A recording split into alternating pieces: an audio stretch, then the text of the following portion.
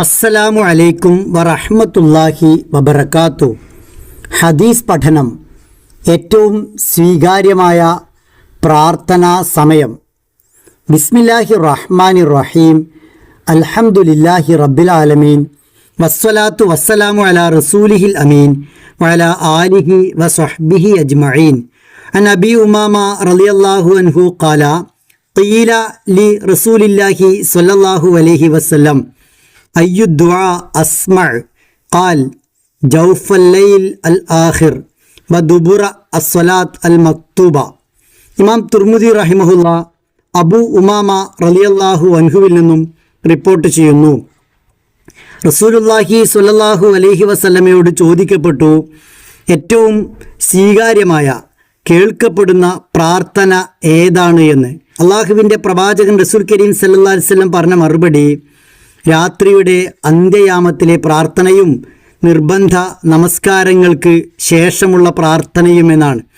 ഏത് പ്രാർത്ഥന എന്ന് പറയാതെ എപ്പോഴുള്ള പ്രാർത്ഥന എന്നാണ് റസൂൽ കരീം സല്ലല്ലാഹു അലൈഹി വസല്ലം പറഞ്ഞത്. ഈ സമയങ്ങളിൽ പ്രാർത്ഥിച്ചാൽ, നല്ല കാര്യങ്ങൾക്ക് വേണ്ടി പ്രാർത്ഥിച്ചാൽ, കുടുംബബന്ധം മുറിക്കാൻ അല്ല പ്രാർത്ഥിക്കുന്നതെങ്കിൽ ആ പ്രാർത്ഥന ഏറ്റവും സ്വീകാര്യമാണ്. അതിൽ ഒരു സമയം രാത്രിയുടെ അന്ത്യയാമങ്ങളാണ്. തഹജ്ജുദ് നമസ്കാരത്തിൻ്റെ സമയം. ലോകം ഉറങ്ങിക്കിടക്കെ എല്ലാവരും ഉറങ്ങവേ ഒരിക്കലും ഉറങ്ങാത്ത റബ്ബിൻ്റെ മുന്നിൽ ഉറങ്ങാത്ത മനസ്സുമായി ഒരു വിശ്വാസി നിർവഹിക്കുന്ന പ്രാർത്ഥന ഏറ്റവും അധികം ഉത്തരം ലഭിക്കുന്ന പ്രാർത്ഥനയാണ് അത്. ആ സമയത്തെ ഫലപ്രദമായി ഉപയോഗിക്കാൻ, പ്രാർത്ഥനയിലൂടെ റബ്ബിലേക്ക് അടുക്കാൻ വിശ്വാസികൾക്ക് കഴിയണം. മറ്റൊന്ന് ഫർള് നമസ്കാരങ്ങൾക്ക് ഉടനെയാണ്. ഫർള് നമസ്കാരങ്ങൾക്ക് ശേഷമുള്ള പ്രാർത്ഥന എന്നാണ് നേർക്കുനേരെ ഇതിനെക്കുറിച്ച് ഉലമാക്കൾ പറഞ്ഞിട്ടുള്ളത്. അതേസമയത്ത് ഫർള് നമസ്കാരത്തിൻ്റെ അവസാനത്തിൽ സലാം വീട്ടു മുമ്പ് നടത്തുന്ന പ്രാർത്ഥന എന്നും ഇതിനെ വിശദീകരിച്ച ഉലമാക്കളുണ്ട്. ഫർള് നമസ്കാരവുമായി ബന്ധപ്പെട്ട് ബാങ്കിൻ്റെയും ഇഖാമത്തിൻ്റെയും ഇടയിൽ നടത്തുന്ന പ്രാർത്ഥന, നമസ്കാരത്തിലെ പ്രാർത്ഥന, നമസ്കാര ശേഷമുള്ള പ്രാർത്ഥന എല്ലാം സ്വീകാര്യമായ ഉത്തരം ഉറപ്പുള്ള പ്രാർത്ഥനകളാണ്. അതിനാൽ ഫർള് നമസ്കാരങ്ങൾ കഴിഞ്ഞ് വേഗം എന്തെങ്കിലും തിരക്കിലേക്ക് ഓടാതെ അള്ളാഹുവിൻ്റെ മുന്നിൽ അള്ളാഹുവിൻ്റെ പ്രവാചകൻ പഠിപ്പിച്ച ദിക്റുകളും മറ്റു കാര്യങ്ങളുമെല്ലാം നിർവഹിച്ച ശേഷം കൃത്യമായി ചോദിക്കേണ്ട കാര്യങ്ങൾ ചോദിക്കാൻ, റബ്ബിൽ നിന്നും പ്രാർത്ഥനയിലൂടെ നേടിയെടുക്കേണ്ട കാര്യങ്ങൾ നേടിയെടുക്കാൻ സാധ്യമാകണം. 5 നേരം അള്ളാഹു നൽകുന്ന അസുലഭമായ അവസരങ്ങളാണ് ഇത്.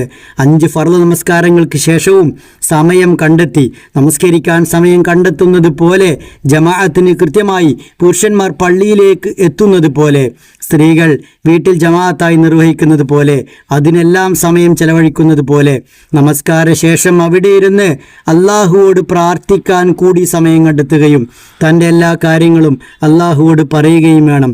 ആ സമയത്തുള്ള പ്രാർത്ഥന അസ്മഅ ഏറ്റവും അധികം കേൾക്കപ്പെടുന്ന പ്രാർത്ഥനയാണ്, ഏറ്റവും സ്വീകാര്യമായ പ്രാർത്ഥനയാണ് എന്ന് റസൂലുള്ളാഹി സ്വല്ലല്ലാഹി അലൈഹി വസല്ലമ ഒരു വ്യക്തി വന്ന് ചോദിച്ച ചോദ്യത്തിന് ഉത്തരമായി പറഞ്ഞിരിക്കുന്നു. അത് ആ വ്യക്തിക്ക് മാത്രം ബാധകമായ ഉത്തരമല്ല, നമുക്കെല്ലാം ബാധകമായതാണ്.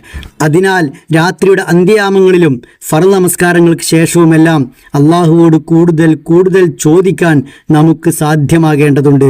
ഒരിക്കലും നഷ്ടം വരാത്ത വലിയ ഇബാദത്ത് എന്ന നിലക്ക് പ്രാർത്ഥന ജീവിതത്തിൻ്റെ ഭാഗമായി കൊണ്ടുപോകാൻ ഓരോ വിശ്വാസികൾക്കും സാധ്യമാകേണ്ടതുണ്ട്.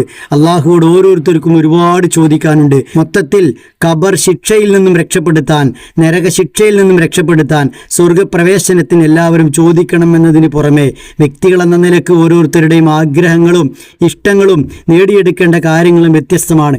എല്ലാം അള്ളാഹുവോട് ചോദിക്കാൻ ഈ സമയങ്ങളെ പ്രത്യേകിച്ചും ഉപയോഗിക്കണം. അങ്ങനെ അസ്മആയ ഏറ്റവും അധികം കേൾക്കപ്പെടുന്ന ഉത്തരസാധ്യതയുള്ള സമയത്ത് അള്ളാഹുവോട് ചോദിച്ചുകൊണ്ട് പ്രാർത്ഥിച്ചുകൊണ്ട് നേടിയെടുക്കണം. പരസ്പരം പ്രാർത്ഥനയിൽ ഉൾപ്പെടുത്തുകയും വേണം. അള്ളാഹു സുബ്ഹാനഹു വ തആല അനുഗ്രഹിക്കുമാറാവട്ടെ.